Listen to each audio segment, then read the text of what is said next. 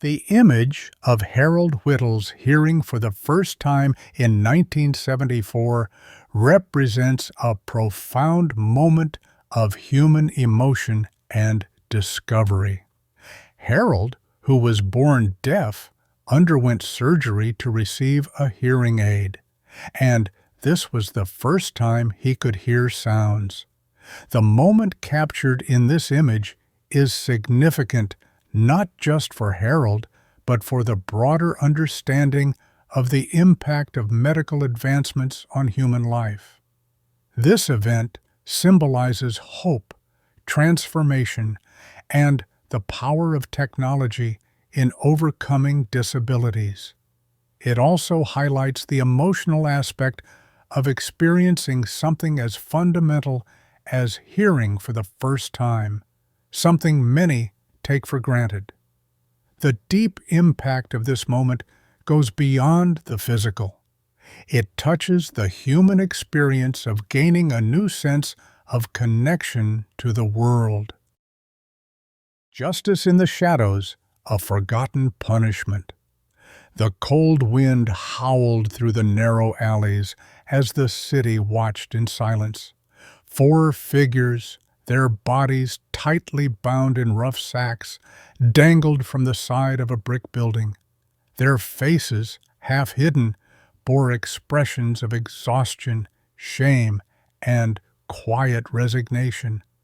This was not a public execution, nor was it an act of blind cruelty. It was a warning. In the lawless streets of early 20th century Europe, looting was a crime met with ruthless punishment. In times of war and famine, when desperation gripped the poor, justice often turned into spectacle. For some, these men were criminals, caught stealing food, money, or valuables. For others, they were victims of a broken system, punished not for greed but for survival. Suspended in mid-air, humiliated before the masses, they endured hours, perhaps days, of agony before being cut down and thrown into the unknown. History does not always record the fate of those who suffered such punishments. Were they freed? Were they executed? Did they return home to their families, forever changed by this horror? What we do know is this: justice, in its rawest form, has always been cruel, and in the shadows of history, echoes of these punishments still haunt the present. The war had turned Norway into a battlefield of shadows, where trust was fragile and betrayal meant death. In the heart of this chaos stood Henry Rinnan, a man who did not just betray his own people, he hunted them. Born in 1915, Rinnan was not a soldier. He was small, unremarkable, overlooked, but what he lacked in strength, he made up for in cruelty. The Nazis saw potential in him. They gave him power to infiltrate, to deceive, to destroy. And he did. Leading the Rinnan gang, he wove a web of lies so intricate that even the bravest resistance fighters fell into it. Disguised as one of them, he gained their trust, only to hand them over to the Gestapo. Torture chambers echoed with the screams of those he betrayed. Families were torn apart. Lives ended in cold, dark prison cells, all because of one man's thirst for control. But the war ended, and with it, Henry Rinnan's reign of terror. He was captured, tried, and sentenced to death. In 1947, as he stood before the firing squad, there was no escape, no deception, only silence. Yet his name still lingers in the dark corners of history, a reminder that sometimes the greatest monsters wear the faces of men. The devastation of Stalingrad during World War II, particularly in 1942, holds deep historical and emotional significance. Stalingrad, now Volgograd, was the site of one of the bloodiest and most intense battles in human history. The city was subjected to relentless bombardment, street-to-street fighting, and a brutal siege. It became a symbol of resistance, where the Soviet forces, despite being surrounded and outnumbered, managed to withstand the Nazi assault.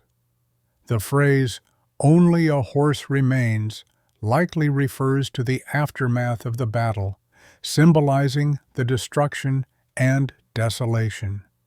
In many depictions from that time, the horse, a symbol of movement and strength, was reduced to an image of survival amidst complete destruction. It also highlights the trauma and the loss of life, where everything, from homes to soldiers, was reduced to rubble except for a few survivors. The battle itself marked a turning point in the war, as the German forces, who had been advancing across Europe, suffered a massive defeat. It marked the beginning of a long and brutal retreat, ultimately leading to the collapse of Nazi Germany. The psychological impact on both soldiers and civilians was profound, and the scars of Stalingrad still resonate in the collective memory of the war. The devastation witnessed in Stalingrad is a chilling reminder. The 18th century torture masks, often designed to humiliate and inflict pain, were part of brutal methods used during that time to punish individuals. These masks were not only physically painful, but also psychologically tormenting. They were typically made of iron and shaped to disfigure the wearer's face or restrict movement, leading to severe physical harm. One of the most devastating effects was the resulting blindness in those subjected to this form of punishment. The masks, sometimes placed over the head or face, would obstruct vision and cause long-term damage to the eyes due to the pressure, sharp edges, or lack of proper care. These masks symbolized an era of cruelty and inhumanity, reflecting the harsh legal and social systems of the time.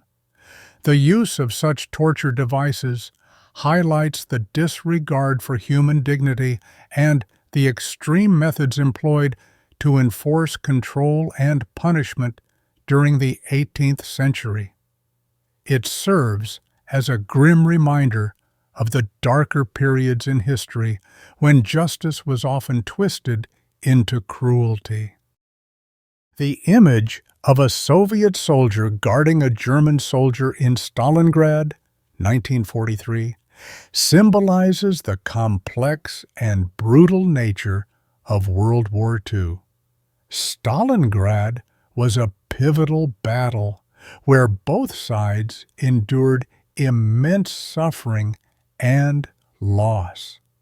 After the Soviet victory, captured German soldiers were often taken as prisoners, and the roles of captor and captive became blurred in the harsh post-battle reality. This moment reflects the raw humanity and devastation of war, former enemies standing face to face with the weight of the destruction around them. It highlights the psychological and emotional toll on soldiers who were caught in a cycle of violence, survival, and trauma. The scene also serves as a reminder of the futility and the personal cost of war, where soldiers from opposing sides could only endure their circumstances, often with little sense of victory or relief.